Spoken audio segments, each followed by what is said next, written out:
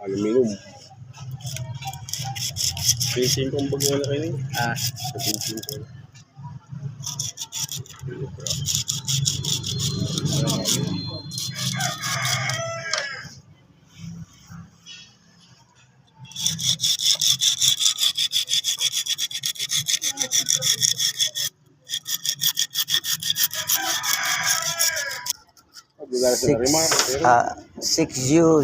Six U say one ba yun?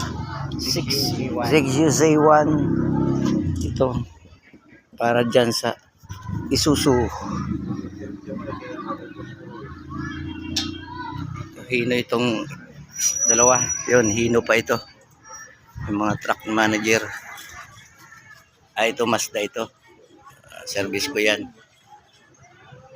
Yun yung in-overhaul ko na 4035 Canter.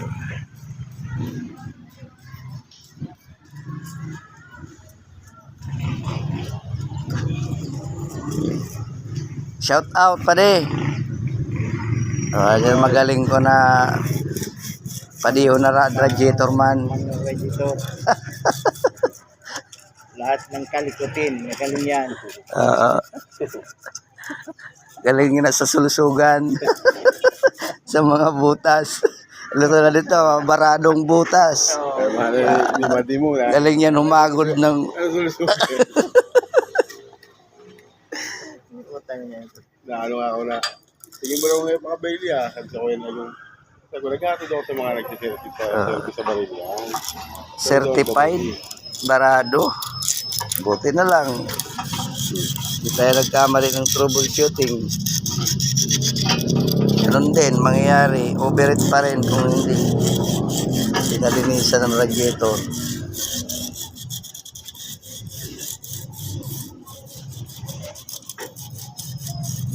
Ang pagbago niyan pa rin, magkano ang bago niyan?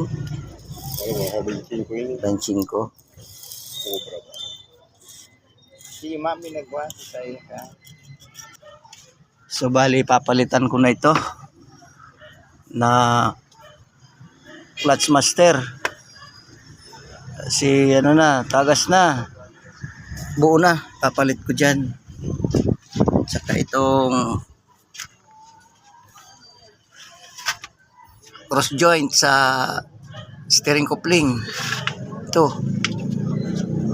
Wala na.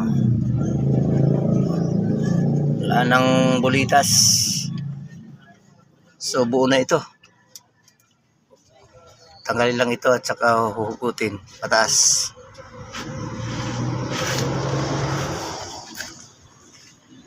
So buti na lang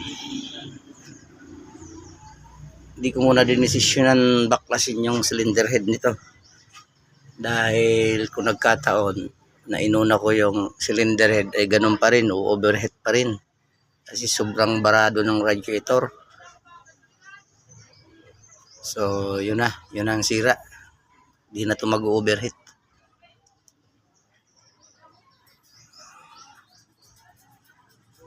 O di hindi nagastusan yung may-ari ng malaki kasi yung kung tinanggal ko ang cylinder head nito, malaking gagastusin. Papa-resurface, cylinder head gasket.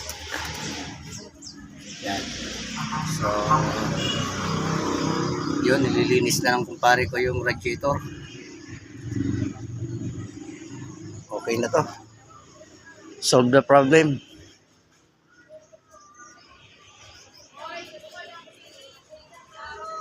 Ito, hina ito.